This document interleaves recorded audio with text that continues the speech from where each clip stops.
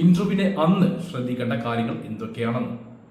ഇവിടെ പ്രധാനമായിട്ടും വരുന്ന കാര്യമാണ് dressing. Clean and NEET dress ആയിരിക്കണം നിങ്ങൾ ധരിക്കേണ്ടത്. ഫോർമൽ ഡ്രസ്സ് ധരിക്കാൻ ശ്രമിക്കുക. കൂടാതെ ക്ലീൻ ആൻഡ് നീറ്റ് ഷൂസ് ധരിക്കുക.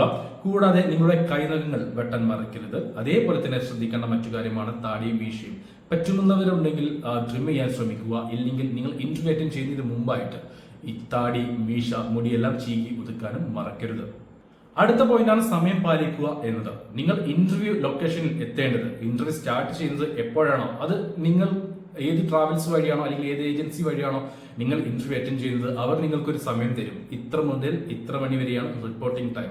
നമുക്കൊരു ഉദാഹരണം 9 മണി എന്ന് എടുക്കാം. 9 മണി മുതൽ 12 മണി വരെയാണ് റിപ്പോർട്ടിംഗ് ടൈം എന്ന് പറഞ്ഞു കഴിഞ്ഞാൽ നിങ്ങൾ ഒരു 15 മിനിറ്റിന് മുമ്പായിട്ട്, അതായത് 8:45 ആകുമ്പോഴേക്കും നിങ്ങൾ ഇന്റർവ്യൂ ലൊക്കേഷനിൽ എത്തണം. ഇവിടെ വരുന്ന അടുത്ത പോയിന്റ് ആണ് ബോഡി ലാംഗ്വേജ്. അതായത് നിങ്ങൾ ഇന്റർവ്യൂ അറ്റൻഡ് ചെയ്യുമ്പോൾ കുറച്ച് സ്മൈലായിട്ട്, അതായത് കുറച്ച് ചിരിയോടെ, ഒരു പുഞ്ചിരിയോടെ നിങ്ങൾ ഇന്റർവ്യൂ അറ്റൻഡ് ചെയ്യുക. അതായത് ഒരുമാതിരി ചിരിച്ചുകൊണ്ട് ഇന്റർവ്യൂ അറ്റൻഡ് ചെയ്യുക എന്നതല്ല ഞാൻ ഇവിടെ പറഞ്ഞു വരുന്നത്.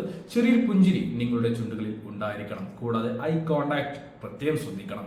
ഇവിടെ വരുന്ന അടുത്ത കാര്യമാണ് നേരെ ഇരിക്കുക എന്നുള്ളത്. അതായത് ചിലർ കാണാം വളഞ്ഞൊടിഞ്ഞ് ഈ ഒരു രീതിയിലേക്ക് ഇരിക്കുന്നവരുണ്ട്, നമ്മൾ ശ്രദ്ധിക്കാറുണ്ട്. അങ്ങനെ ഇരിക്കരുത്. സ്റ്റഡി ആയിട്ട് നിവർന്ന് ഇരിക്കാൻ ശ്രമിക്കുക. അടുത്ത കാര്യമാണ് കൈകാലുകൾ അനക്കാതിരിക്കുക. അതായത് ചില ആളുകൾ കാലുകൾ ഇങ്ങനെ ആട്ടിക്കൊണ്ടിരിക്കുന്നവരുണ്ട്. അതേപോലെ ഇന്റർവ്യൂ അറ്റൻഡ് ചെയ്യുമ്പോൾ നമ്മുടെ ഈ വിരലിങ്ങനെ പൊട്ടിക്കുന്നവരുണ്ട്. അങ്ങനെയുള്ള കാര്യങ്ങൾ ശ്രദ്ധിക്കുക.